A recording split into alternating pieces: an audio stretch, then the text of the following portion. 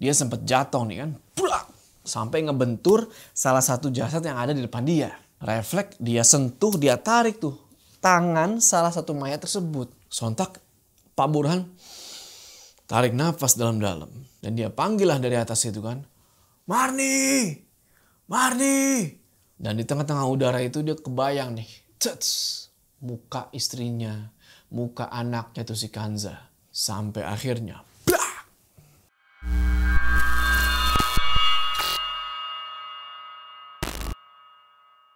Ya, assalamualaikum teman-teman, balik lagi sama gua Ju. Apa kabar kalian semua? Semoga kalian semua yang nonton video ini diberikan kesehatan, dilancarkan rezeki, dan selalu diberikan usaha dan selalu diberikan kesehatan, pelindungan dari semua mara bahaya di dunia ini.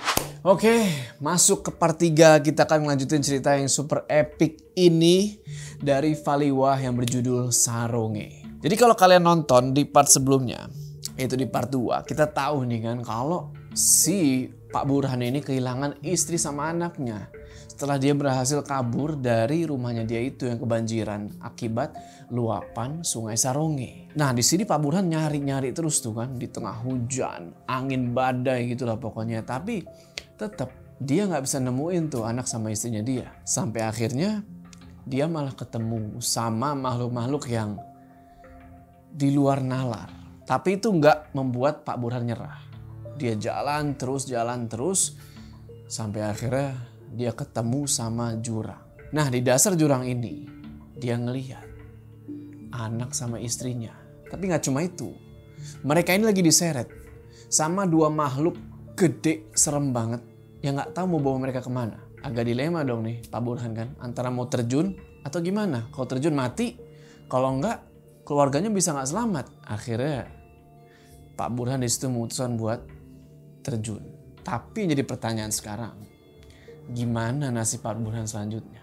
Apakah dia selamat atau dia malah tonton di part ini?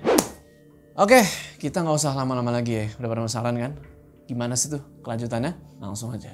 Mode horor aktif.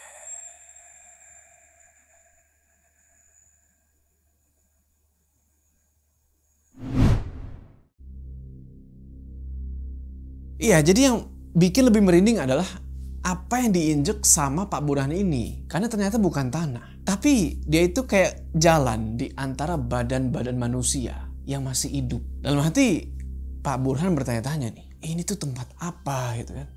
Dan siapa orang ini udah ngebawa gua gitu kan. Jadi kampung itu ya, itu rame. Layaknya kampung rame sama aktivitas warga-warga gitu loh. Ada yang macul lah, ada yang kemana-mana gitu kan. Pada ngejalanin aktivitasnya masing-masing. Tapi nggak tahu kenapa kampung itu vibes-nya itu sunyi dan mencekam.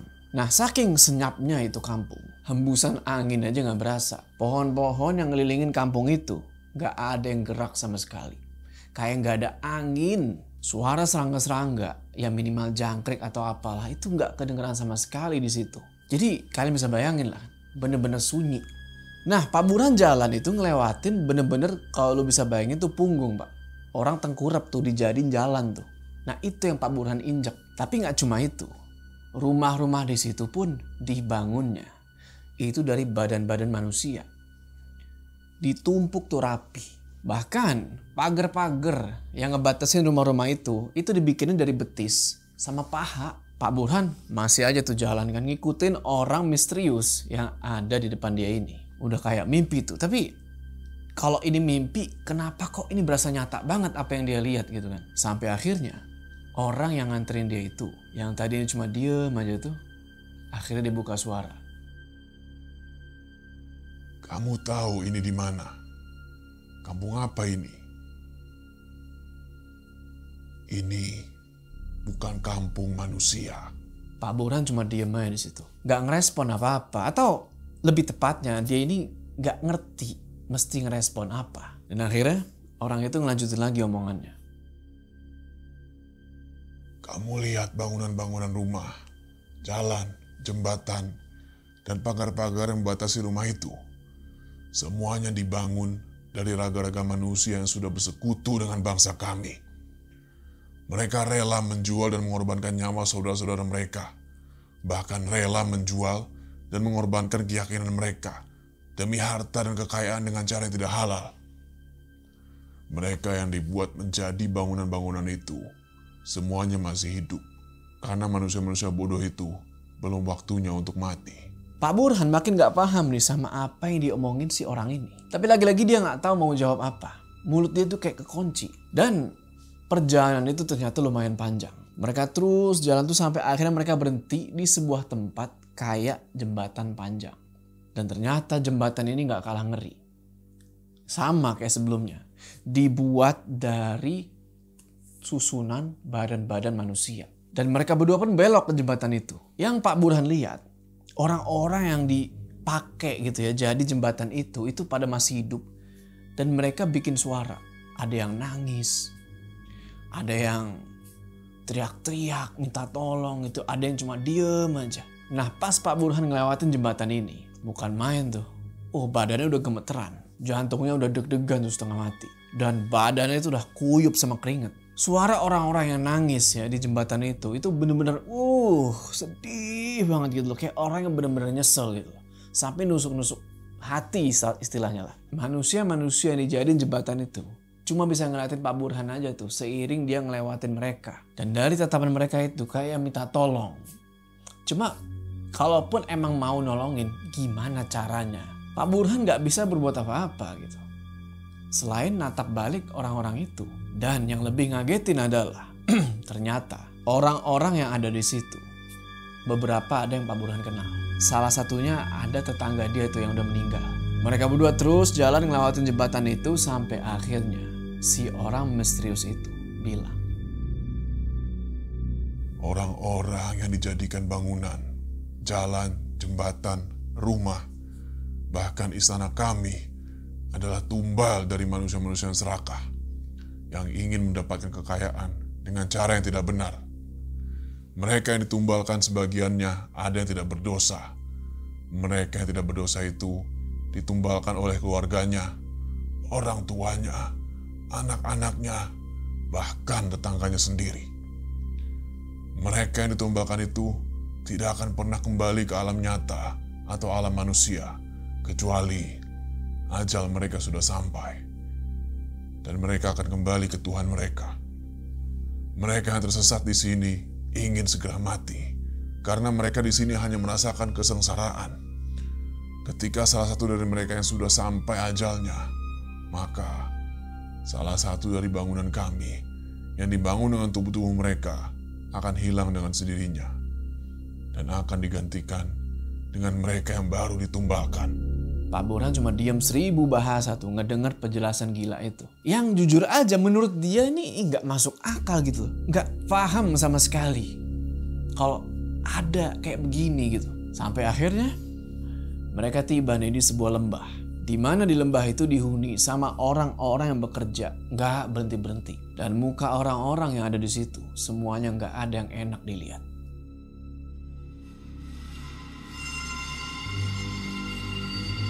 Sosok misterius itu berhenti tepat di bibir lembah nih. Dan Pak Burhan pun ikut berhenti. Sambil berusaha buat mencerna gitu. Apa maksud semua ini? Dia tarik nafas dalam-dalam kan kayak dikeluarin lagi. Dia terus ngeliatin orang-orang yang ada di bawah lembah itu. Dalam hati dia bertanya-tanya gitu. Sebenarnya ini orang kerja kayak gitu tujuannya apa gitu. Nah pas lagi mikir kayak gitu. Tiba-tiba si orang misterius ini balik badan. Ngadep ke Pak Burhan. Dia tatap tajam-tajam nih matanya Pak Burhan. Kayak mau nyampein sesuatu. Di situ Pak Burhan gak berani natap balik. Cuma dalam hati dia pengen banget nanya. Lu tuh siapa gitu? Siapa lu? Cuma ya gak tahu kenapa. Semenjak masuk ke kampung aneh tadi. Dia ini gak bisa ngomong. Kayak gak bisa ngomong gitu loh. Gak bisa bersuara. Suasana masih kayak tadi tuh. Hening, dingin, lembab, dan mencekam. Tapi masih terang. Matahari masih kelihatan. Pak Burhan ngeliat lagi ke arah lembah itu. Dan orang-orang yang di situ masih kerja tuh. Ada yang macul, ada yang nyekop. Masih aja tuh kerja. Nggak berhenti-berhenti sambil diawasin sama makhluk-makhluk yang mengerikan. Makhluk-makhluknya tuh tinggi, gede, besar, bulunya hitam. Giginya bertaring, lidahnya menjulur. Sambil netesin air liur kayak gimana ya? Kayak orang yang kelaparan gitu. Dan Pak Burhan baru sadar kalau Makhluk-makhluk ini tuh sama persis kayak yang waktu itu dia lihat tuh di seberang rumahnya tuh, yang di seberang sungai Saronge. Dan yang ketika dia di dasar jurang tuh, yang di antara pepohonan. Mereka yang kerja di bawah situ, itu semuanya cuma pada nunduk gitu. Udah kayak apa ya, tahanan perang gitu kan, atau tahanan lapas. Yang dimana disuruh kerja paksa tuh, nggak berhenti-berhenti. Nggak pakai istirahat, nggak pakai makan dan minum. Mirip lah kayak Romusa zaman penjajahan Jepang. Nah mereka ini ada yang dari laki-laki sama ada yang dari perempuan. Pak Burhan ngeliat kalau makhluk-makhluk yang ngawasin mereka ini itu nggak peduli soal gender. Mau lu cowok, mau lu cewek, mau lu bencong, tetap perlakuannya sama. Tetap dipaksa buat kerja. Bahkan kalau misalnya nih ada yang kayak jatuh gitu nggak becus kerja, wah itu abis. Disiksa langsung dipacut gitu. Pak Burhan sempat bengong itu kan ngeliat pemandangan itu. Itu kayak film. Sampai akhirnya si orang misterius itu ngebuyarin semuanya. Dia bilang,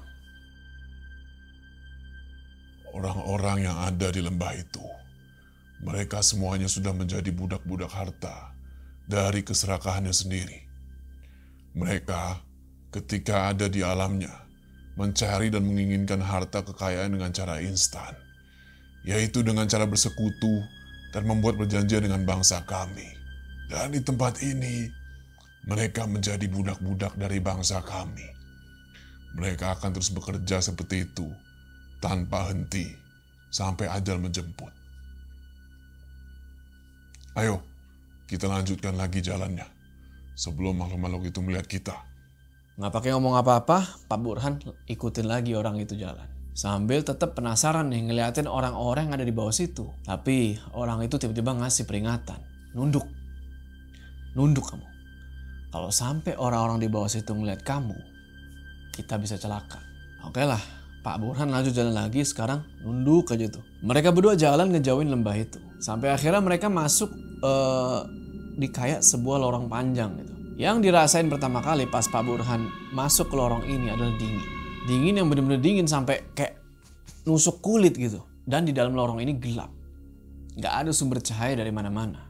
Mereka berdua terus jalan ngelewatin lorong ini. Sampai akhirnya mereka ngeliat tuh ada setitik cahaya terang di ujung lorong. Yang artinya mereka bakal segera keluar. Dan singkat cerita, setibanya mereka di luar lorong, mereka sampailah nih di sebuah tempat yang bener-bener beda dari tempat-tempat yang sebelumnya mereka lewatin. Tempat ini kayak perkampungan biasa, cuma nggak kayak perkampungan yang sebelumnya. Di sekelilingnya itu banyak pohon-pohon. Yang sama adalah di kampung ini pun itu nggak berasa ada angin berhembus. Dan rumah-rumah yang ada di situ itu normal gitu, kayak rumah-rumah biasa pada umumnya, dari kayu, dari bambu gitu kan. Atapnya tuh dari jerami warna hitam. Pak Burhan jalan tuh kan ngikutin sosok misterius ini nyusurin kampung itu. Sempat papasan juga sama warga-warga yang ada di situ. Dan yang seperti gue bilang tadi, beda dari kampung yang sebelumnya. Kalau yang sebelumnya warga-warganya itu kayak robot gitu ya, nggak sadar akan keberadaannya Pak Burhan. Di sini tuh mereka mereka sadar dan mereka ngeliat balik ke Pak Burhan. Cuma tatapan mereka itu kayak orang yang mencurigai gitu, kayak siapa nih orang gitu. Tapi Pak Burhan gak peduli soal itu, dia terus jalan. Orang misterius itu ngajak Pak Burhan ke sebuah rumah yang ada di ujung kampung itu. Dan setelah sampai di rumah itu, dia berhenti tuh sebentar. Terus belok masuk ke rumah yang kelihatannya ya bener-bener sederhana lah. Gak tahu nih waktu itu kan ini rumah dia apa bukan. Terus si orang ini bilang, ayo Burhan masuk. Ikut masuklah si Pak Burhan ini. Dan setelah dia berada di dalam rumah itu, dan setelah dia masuk ke dalam ruang tamu rumah itu, Pak Burhan langsung disuruh duduk tuh di lantai. Lantai yang dari bambu. Bukan lantai keramik kayak sekarang ini, lantai bambu. Sambil duduk gitu, Pak Burhan ngeliat ke sekeliling. Dan kayaknya berdasarkan hasil observasi dia, rumah itu cuma punya 2 ruangan. Yaitu ruang tamu sama kamar tidur. Habis itu si orang misterius ini bilang, kamu tunggu dulu di sini sebentar. Pak Burhan cuma ngangguk aja. Lalu si orang tadi masuk nih ke kamarnya dia. Dan gak lama dia keluar lagi. Gak tahu tuh masuk ke kamar ngapain. Habis itu dia duduk di depannya Pak Burhan. Wah, Pak Burhan di situ cuma kayak nunduk kayak itu kan, gak berani buat ngelihat. Tapi si orang ini bilang, angkat kepala kamu dan lihat saya. Pak Burhan angkat kepalanya. Dan sekarang dia lihat betul siapa yang udah ngajak dia jalan-jalan dan ngebawa dia ke situ. Orang itu laki-laki, udah tua. Ya mukanya udah agak keriputan. Dia punya kumis sama jenggot yang udah ubanan. Rambut juga agak putih tuh. Kepalanya tuh diikat pakai kain corak batik. Terus penampilannya tuh pakaian yang dia pakai tuh hitam semua. Lalu orang ini bilang lagi, tujuan saya bawa kamu ke sini untuk membantu kamu. Untuk menyelamatkan istri kamu yang tertahan di tempat ini. Ngedenger itu ya jujur aja Pak Burhan ini seneng dong. Ya kan? Dikasih tahu gitu ya dia seneng dah. Agak lega juga. Sekaligus terharu. Gitu loh. Karena ternyata di dalam dunia ini itu ada yang mau nolongin dia. Nyari keluarganya. Tapi Pak Burhan baru sadar. Kalau tadi ini orang bilang menyelamatkan istri kamu yang tertahan di sini. Istri doang kah? Terus anaknya mana? Pak Burhan seneng kalau istrinya ternyata ada di tempat itu. Cuma gimana sama anaknya?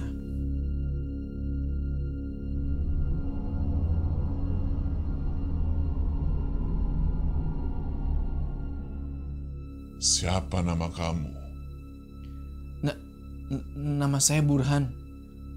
Istrimu sungguh keterlaluan. Tapi dia harus diselamatkan. Pak, sebenarnya Bapak siapa? Si Bapak tua ini ditanya kayak gitu, dia nggak ngejawab. Dia malah celingak-celinguk tuh. Kanan ke kiri kayak merhatiin situasi sambil mainin jari dia tuh. Sampai akhirnya si Bapak tua ini ngebetulin posisi duduknya. Dan dia bilang, kamu ragu sama saya dan semua ini. Di situ Pak Burhan cuma diem aja tuh. Nggak tahu mau jawab apa karena kaget juga gitu loh. Kok si bapak ini bisa tahu apa isi hatinya dia. Terus si bapak tua ini ngomong lagi. Kalau kamu ragu sama saya dan dengan semua ini, silahkan kamu keluar dan pergi dari tempat ini. Kamu tidak perlu tahu siapa saya. Percuma, karena tidak akan membantu istrimu yang tertahan di sini. Yang pasti, aku sudah muak dengan manusia-manusia yang tega mengorbankan dirinya, keluarganya, saudaranya, bahkan keyakinannya hanya untuk sebuah harta yang sesaat. Wah, di situ Pak Burhan langsung jiper dia. Langsung down. Cuma nunduk itu kan kayak abis diomelin. Lalu, si bapak ini ngelanjutin lagi tuh omongannya. Dari zaman dulu, manusia itu serakah. Aku tidak suka dengan mereka. Padahal Tuhan itu menciptakan manusia sudah sempurna. Bahkan diciptakan supaya mereka itu menjadi pemimpin yang adil dan bijaksana. Tapi mereka malah merusaknya dengan keserakahan dan keegoisan. Bukankah Tuhan sudah menjamin rezeki untuk setiap makhluknya? Tapi manusia itu tidak pernah puas dengan apa yang mereka punya dan tidak pernah bersyukur atas apa yang sudah diberikan. Di situ Pak Burhan cuma diem aja. Cuma bisa nunduk aja tuh kan, berasa kayak diceramahin. Kata-kata si orang ini tuh kayak nusuk banget. Dan kalau dipikir-pikir emang ini salahnya Pak Burhan juga sih. Kenapa kok dia sebagai pemimpin keluarga gak bisa mencegah istrinya dari melakukan hal itu? Gak bisa ngedidik istrinya. Nah dengan keraguan yang campur aduk tuh di dalam hati, Pak Burhan ngeberaniin diri nih buat nanya. Terus saya ini mesti ngapain Pak? Bapak tua itu gak langsung jawab. Dia terus tuh mainin jarinya. Sempet terjadi kesunyian yang aneh di situ. Nah karena cuma diem aja gitu, Pak Burhan gak berani lagi nanya. Dia cuma diem aja tuh nungguin jawaban. Gak lama si bapak tua ngedeket kayak gini, ngegeser dia. Beliau terus nundukin kepalanya. Dia bisikin nih di kupingnya Pak Burhan. Kamu cukup ikuti arahan saya. Besok malam, sebelum bulan purnama bersinar sempurna, aku akan mengantarmu menuju suatu tempat di mana istrimu tertahan di sana. Untuk sementara, kamu sembunyi dulu di sini. Jangan coba-coba keluar dari tempat ini sebelum bulan purnama tiba. Kalau kamu sampai melanggar ucapanku, istrimu tidak akan selamat. Dan kamu tidak akan bisa keluar dari tempat ini. Pak Burhan cuma diam dan ngangguk. Ngedenger kata-kata si orang tua ini. Nah dari situ gak tahu kenapa Pak Burhan ini ngerasa kayak dateng nih. mendadak datang sebuah perasaan yang ngantuk banget. Ngantuk yang bener-bener ngantuk. Pelan-pelan mata dia mulai berat tuh kan. Berat tuh sampai akhirnya dia ketiduran tuh di atas lantai bambu tempat dia duduk.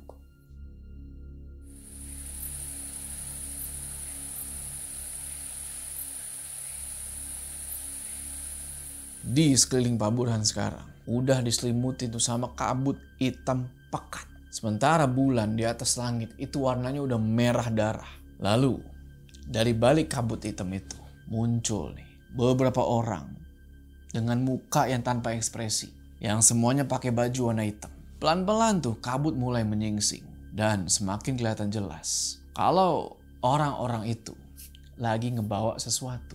Nggak butuh waktu lama tuh buat Pak Burhan ngeliat kalau orang-orang itu lagi ngebawa keranda. Lalu di dalam keranda itu Pak Burhan ngeliat ada satu orang perempuan berbaring. Nggak tahu mati atau cuma nggak sadarin diri nih. Dan Pak Burhan ngerasa kenal gitu loh sama perempuan ini. Dia langsung coba buat negesin kan, kayak bener gak sih tuh perempuan gue kenal gitu kan. Siapa ini perempuan sebenarnya? Pas sadar, wah gila, jantung langsung merinding dia sekujur badan. Karena di dalam keranda yang dibawa sama sekumpulan orang muka tanpa ekspresi itu adalah istrinya dia, Bu Marni. Pelan-pelan para pembawa jenazah itu mulai jalan ke arah jurang, ngebawa jasadnya Bu Marni yang gak tahu nih masih ada atau enggak nyawanya. Sesampainya mereka di bibir jurang, orang-orang itu terus ngangkat badannya Bu Marni dari dalam keranda dan dilempar tuh ke dalam jurang. Pak Burhan bisa ngedenger tuh teriakan istrinya tuh, wah, seiring dia jatuh ke jurang. Dan gak lama kedengeran suara nih yang ngebuat semuanya tuh langsung hening. Suara kayak nggak tahu apa yang terjadi sama Bu Marni di bawah jurang itu. Tapi dari suaranya kedengeran kayak Bu Marni ini, sorry nih, ketancep sesuatu di bawah jurang itu, nggak tahu batu atau apa. Yang pasti setelah itu suara teriakan Bu Marni udah nggak kedengeran lagi, yang artinya dia udah di situ. Sontak Pak Burhan teriak, "Marni!"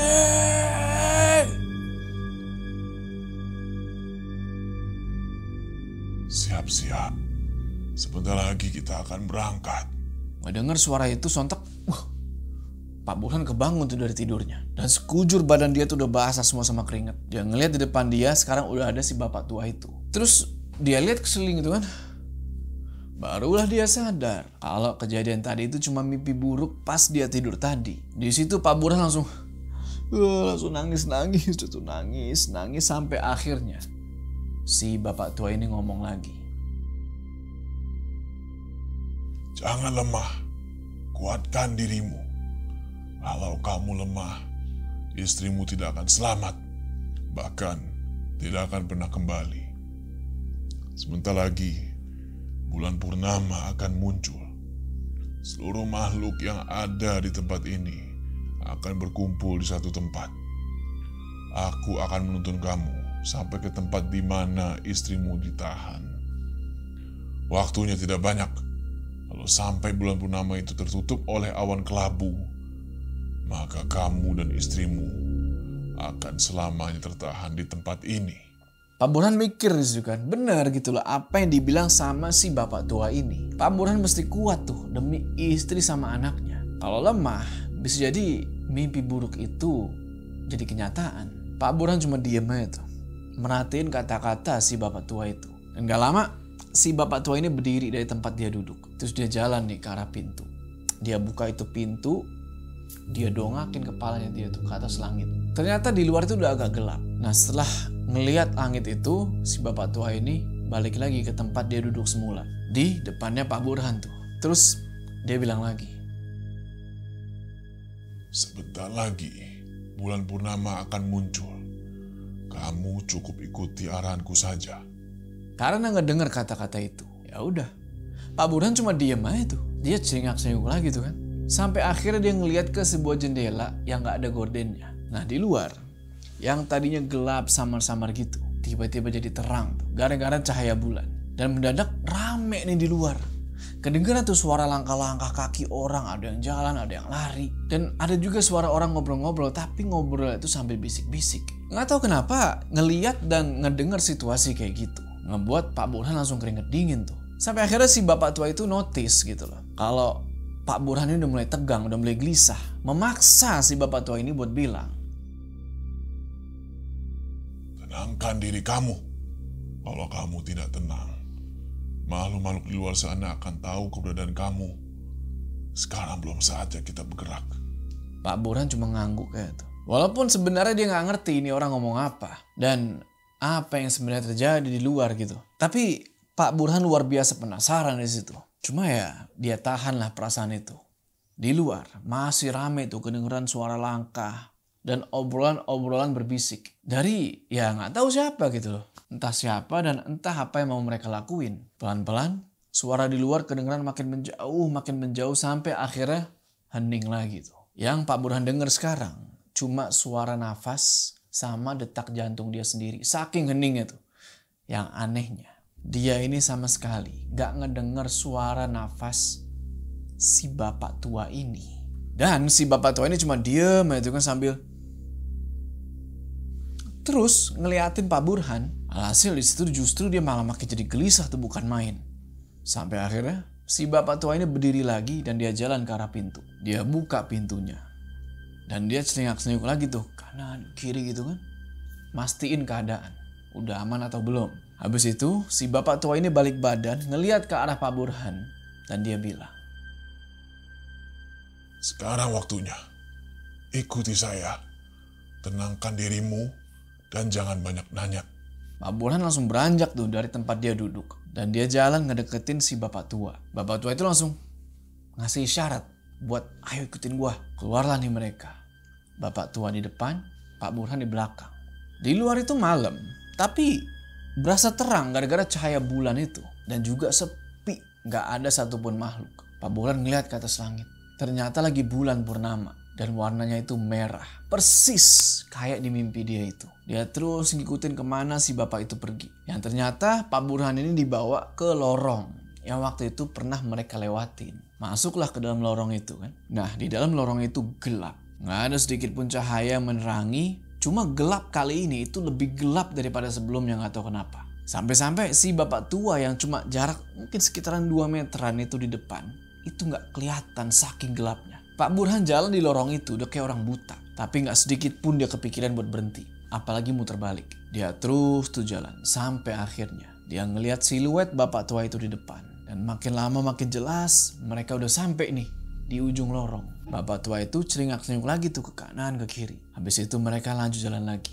Nah, setelah mereka ngelewatin lorong itu, mereka terus jalan ngelewatin lembah yang pernah mereka lewatin tadi. Di lembah itu pun yang anehnya gak ada tuh makhluk-makhluk tinggi besar yang ngawasin orang-orang yang lagi kerja di situ. Dan kan waktu itu Pak Burhan ngeliat dari atas tuh, di bawah tuh lagi pada kerja, lagi diawasin tuh sama makhluk serem.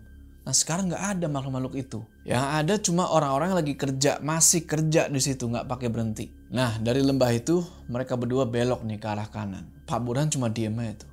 Dia cuma bisa ngikutin kemanapun bapak tua ini pergi. Singkat cerita, bapak tua ini ternyata ngebawa Pak Burhan ke sebuah bangunan yang megah. Dari jauh udah kelihatan gitu loh. Ini bangunan saking megahnya kayak istana. Sambil mempercepat langkah, akhirnya Pak Burhan sama si bapak tua ini sampai juga di depan istana ini.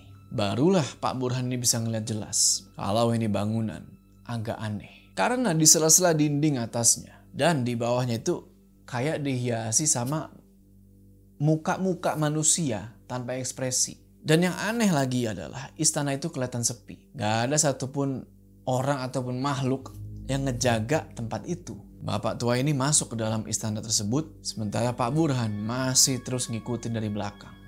Ketika Pak Burhan masuk ke dalam bangunan itu, ternyata dalamnya itu ngeri banget. Dinding bangunan itu dibuat dari badan-badan manusia yang disusun rapi. Pak Burhan terus jalan tuh ngikutin si bapak tua. Dan yang anehnya di dalam bangunan itu terang. Padahal nggak ada lampu, nggak ada sumber penerangan. Dari situ Pak Burhan dibawa nih turun ke lantai bawah. Kayak mau ke ruangan bawah tanah. Sampai di ruang bawah tanah itu ternyata pemandangannya lebih chaos.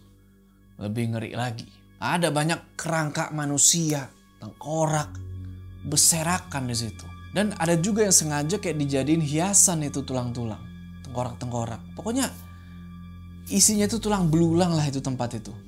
Bapak tua itu jalan terus tiba-tiba dia berhenti di sebuah ruangan yang dibatasin sama jeruji besi mirip banget kayak penjara. Dan di dalamnya ada seorang perempuan. Kaki sama tangannya tuh diikat pakai rantai besi. Perempuan ini cuma nunduk kayak, Marni. Oke teman-teman, selesailah part 3 ini. Tapi kita masih belum dapat jawaban. Apakah itu benar Marni atau bukan? Dan yang lebih penting lagi adalah, kok cuma ada Marni sendirian di situ? Di mana Kanza? Anaknya Pak Burhan itu di mana dia? Kita akan cari tahu jawabannya di part selanjutnya. Oke, sebelum kita berpisah, jangan lupa kalian like video ini, subscribe supaya kalian gak ketinggalan part selanjutnya. Ketik lonceng biar dapat notif lah segala macam. Sampai ketemu di part selanjutnya.